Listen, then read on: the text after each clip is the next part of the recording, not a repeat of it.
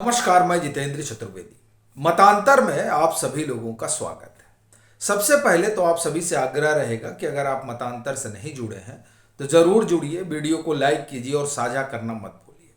बात अरविंद केजरीवाल की करेंगे, वो इसलिए क्योंकि जिस मसले का खुलासा हुआ है वो ऐसा लगता है कि दिल्ली के बहुचर्चित शराब घोटाले से भी बड़ा घोटाला साबित होने जा रहा है। अब आपके मन में यह ख्याल आएगा ही कि ये तो अभी अपनी 11वीं मना रहे हैं, यानी आम आदमी पार्टी की। अब इसी बीच ये कौन सा घोटाला आ गया जो दिल्ली से के शराब घोटाले से भी बड़ा है। तो जाहिर सी बात है, बड़ा है तो अरविंद केजरीवाल और उनकी सरकार के लिए संकट भी बहुत बड़ा है। दरअसल हुआ क्या कि दिल्ली जल बोर्ड को लेकर शोर शराबा तो पिछले कई दिनों से आम आदमी पार्टी मचा ही रखी है। अच्छा, जब उन्होंने शोर शराबा शुरू किया तो एक बात तो समझ में आ गई थी कि दिल्ली जल बोर्ड में कुछ बड़ा धमाका होने जा रहा है और कुछ ऐसा निकल कर आने वाला है जो आपकी सरकार को परेशान करने वाला है। और ये पीछे का उनका इस तरह का रिकॉर्ड रहा है, जब भी आम आदमी पार्टी की सरकार फंसने वाली होती है तो वो शोर मचाना पहले से शुरू कर देती है। अब जैसे आप देखिए, प्रदूषण वाला ही मसला, ये जब समझ गए कि अब ये टंग जाएंगे तो इन्होंने शोर शराबा शुरू कर दिया, नौकरशाही को घेरना प्रारंभ कर दिया। कमोबेश इसी तरीके का काम आप देखिए दिल्ली जल बोर्ड वाले मसले में भी हुआ। या इन्होंने वित्त सचिव को कटघरे में खड़ा कर दिया और कहा कि अब पानी की किल्लत होने वाली है। अच्छा, इस बात ने बड़ा कौतूहल पैदा किया कि अच्छा, पानी की किल्लत होने जा रही है दिल्ली में, ये तो बड़ी बात है। लेकिन ये जो एक पैनिक आम आदमी पार्टी की सरकार ने क्रिएट करने की कोशिश की, दरअसल उस पैनिक के पीछे की जो कहानी है वो अब सामने निकल कर आ गई है, जिससे फिर स्पष्ट हो गया कि जब भी कोई बड़ा खुलासा होने वाला रहता है जिसमें सीधे आम आदमी पार्टी कटघरे में खड़ी हो जाती है, सरकार कटघरे में खड़ी हो जाती है, तो उससे पहले एक षड्यंत्र रचा जाता है। जैसा रचा गया कि दिल्ली में पानी का क्राइसिस होने जा रहा है। यह षड्यंत्र ही लगता है। क्यों? क्योंकि घोटालों का खुलासा हुआ और वो घोटाले सीधे तौर पर दिल्ली जल बोर्ड से जुड़े हुए हैं। और ये आरोप मैं नहीं लगा रहा हूं, भाजपा ने, अगर आप देखें तो मुझे लग रहा है कि पिछले 10 दिनों के भीतर 2 बड़े खुलासे किए हैं जो दिल्ली जल बोर्ड से जुड़े हुए हैं। एक खुलासा तो आप समझिए कि 1 ही 2 रोज का, और उसमें कहा जा रहा है कि ये तकरीबन 500 करोड़ रुपए का घोटाला है। अब फिर आप कहेंगे कि आप तो कह रहे थे कि दिल्ली के शराब घोटाले से भी बड़ा है और आप इसमें बता रहे हैं कि 500 करोड़ रुपए है। तो ठहरिए, अभी तो जो पूरी कहानी है उसका एक हिस्सा बता रहा हूं। अब ये 500 करोड़ का क्या खेल है? कहा जा रहा है कि सीवेज अपग्रेडेशन के लिए निविदा निकली और वो जो टेंडर है, पहली चीज तो उस टेंडर में फेवर किया गया 2 लोगों का और उनके हिसाब से इसमें फेरबदल हुआ है। यह पहला आरोप है। दूसरा, ये जो टेंडर है, ये कायदे से जिस काम के लिए टेंडर है वो 1500 करोड़ रुपए में पूरा होना चाहिए, लेकिन इसकी बोली बढ़ा कर लगाई गई, यानी बढ़ा दिया गया अपनी तरफ से 38% और ये हो गया 1938 करोड़ रुपए का। तो अब ये जो डिफरेंस है, ये 500 करोड़ रुपए का जो डिफरेंस है वो किसके खाते में जाएगा? यानी जो काम 1500 में हो सकता है वो 1938 करोड़ रुपए में हो रहा है। तो ये जो 500 करोड़ का मार्जिन है ये कहां जा रहा है? ये वैसे ही है जैसे 5% दिल्ली के शराब घोटाले में कमीशन था वो 12 कर दिया गया, तो जो 7 का मार्जिन है वो कहां गया? सेम वही चीज यहां पर कही जा रही है कि ये 500 करोड़ का मार्जिन कहां गया और क्यों उन 2 लोगों के लिए टेंडर प्रक्रिया में बदलाव किया गया।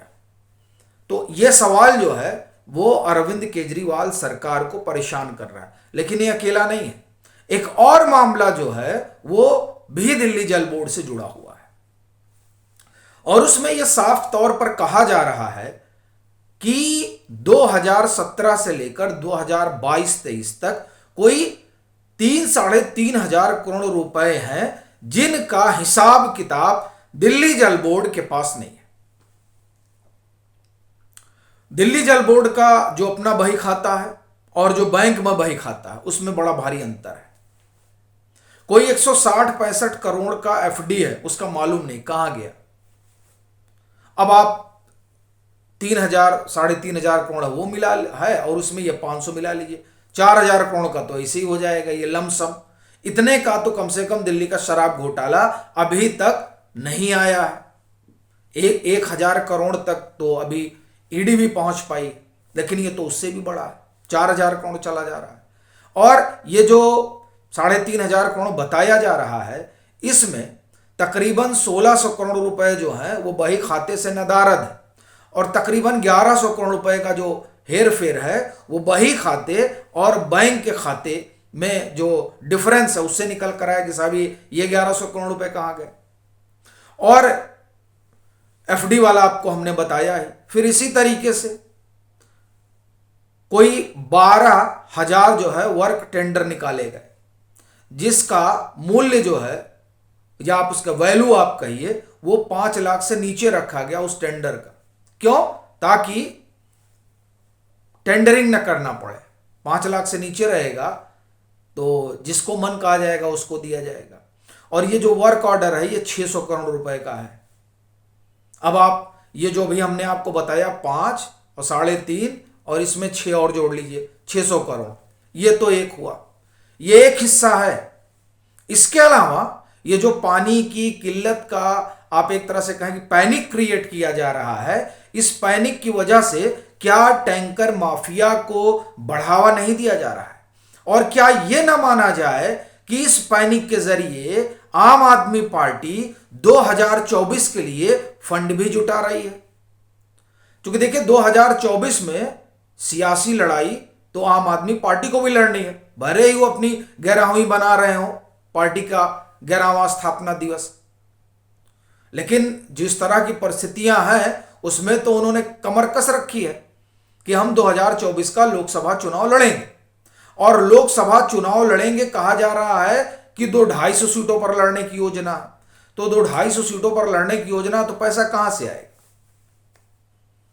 तो क्या ये जो पैनिक है पानी की किल्लत को लेकर, तो उस पैनिक के जरिए टैंकर माफिया के साथ कुछ, देखिए क्या है ना, ये सियासत है, तो सियासत में चीजें कई तरह से चलती हैं। तो ये जो तमाम खबरें आ रही हैं, उन खबरों का क्या फंडिंग से भी कई लेना देना है? ये भी अपने आप में एक बड़ा सवाल है। अब ये तो जब जांच पड़ताल होगी तब बहुत सारी चीजें निकलकर सामने आएंगी। लेकिन ये जो दिल्ली जल बोर्ड है वो अरविंद केजरीवाल के लिए, उनकी सरकार के लिए शराब घोटाले से बड़ा मामला बनता जा रहा है। क्यों कह रहा हूं? 2-3 बातें हमने आपको बताई, 2-3 चीजें और आपको बताता हूं। देखिए 70,000 करोड़ रुपए का बकाया है इनके ऊपर, 70,000, तो शायद 75 या 76,000 करोड़ हो गया है। तो ये जो बकाया है, ये बकाया तब है जब खपत बढ़ी है पानी की, जब मीटर बढ़े हैं पानी के। यानी दिल्ली जल बोर्ड, आप एक तरह से कहें कि मीटर ज्यादा लगे, पानी की खपत बढ़ गई, लेकिन इनका मुनाफा नहीं बढ़ा। गया कहां से? ये अपने आप में एक बड़ा सवाल है। और ये जो 70-75,000 करोड़ रुपए ये कहां गए? क्योंकि 2018 तक तो तकरीबन 26,000 करोड़ रुपए के आसपास बकाया था। अब ये जो एक्स्ट्रा जुड़ा है ये 2018 से और 2023 के बीच में, ये क्या है? तो ये जो तमाम चीजें हैं वो आम आदमी पार्टी की सरकार और अरविंद केजरीवाल पर बड़ा सवाल खड़ा कर रहे हैं। और खास तौर से अब पहले सौरभ भारद्वाज के पास था, अब आतिशी मारलेना के पास आ गया है जल। तो अब इनका क्या होगा, यह भी अपने आप में एक बड़ा सवाल है।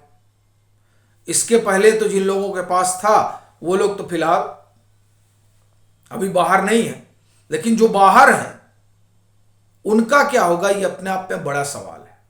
और उससे भी बड़ा सवाल यह है कि अरविंद केजरीवाल आप क्या बताएंगे?